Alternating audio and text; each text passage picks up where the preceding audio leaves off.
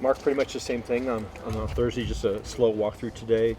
Is that what you guys do on your normal Thursday? Well, yeah, hopefully we don't want to do anything slowly, but just a mental sweat and recheck everything, just the urgency of communication. It's really the urgency of everything except the physicality of things and running and collisions and a lot of substitutional work, all the situational stuff that you need to recreate as many times as you can before doing it live. And the guys handled it pretty well today. Special teams was I think clean, 100%, which that's rare. So hopefully that carries over to game day.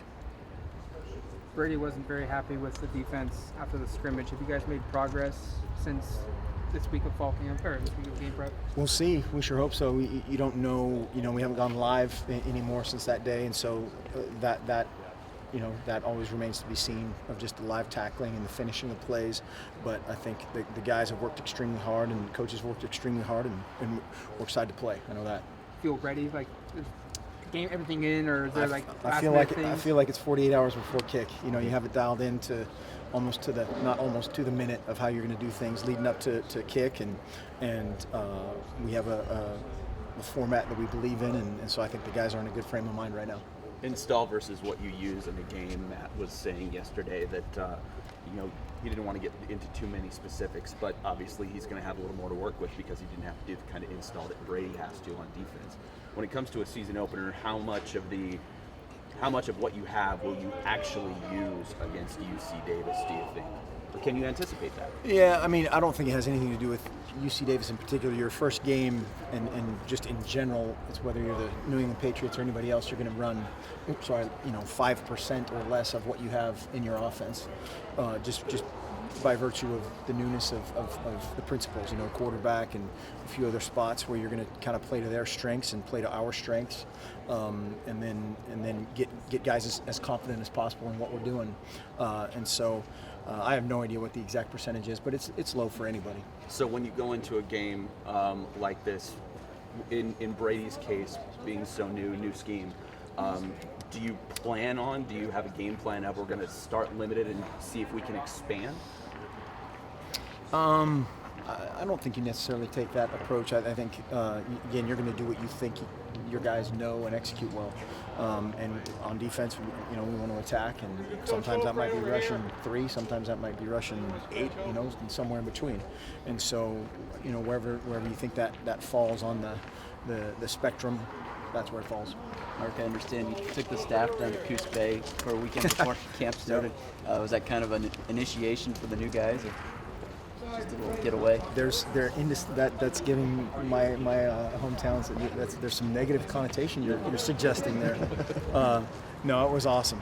We had a lot of fun. The only negative I think is not being able to stay a little bit longer. But a lot of great people there that took care of us, and only a few people puked. So that was we kept that to a minimum. Mark Farrell-Brown gets back to live game action on Saturday. You excited to see him get back at it? How's his speed?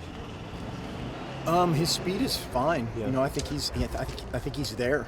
From a physical standpoint, and so much of that type of an injury is the emotional part of it and the confidence part of it, and I think he's blocked extremely well. He's been tackled live during fall camp, and so I think the more that occurs and he gets up and kind of realizes everything's patched back together, he'll be as good as new. Do you see him as a difficult mismatch when he's? Oh, sure. Yeah, he's a big dude, huge range.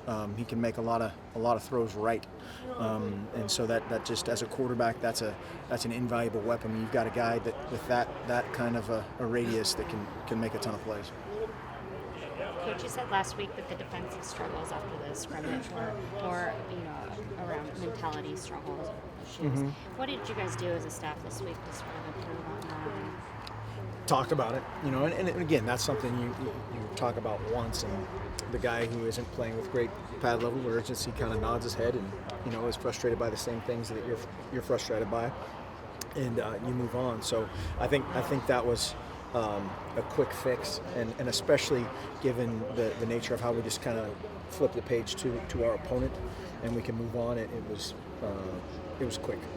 Hey Mark, Mark, just to clarify something you said last Saturday was guys like Briscoe and Sims, Trisha Wallace.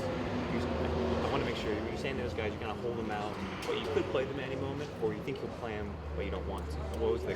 I want to make sure I was right. Yes, that is correct. All of that. No, I think those guys, all those guys you just mentioned, if I had to bet, I'd probably say they're going to play.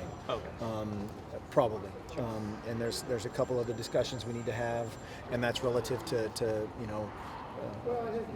those people, their health, and other people's health at this point. And so a little bit of that will be determined in the next 24 to 48 hours, or it needs to be. Sure. All right. Thanks, Thank you Coach. guys.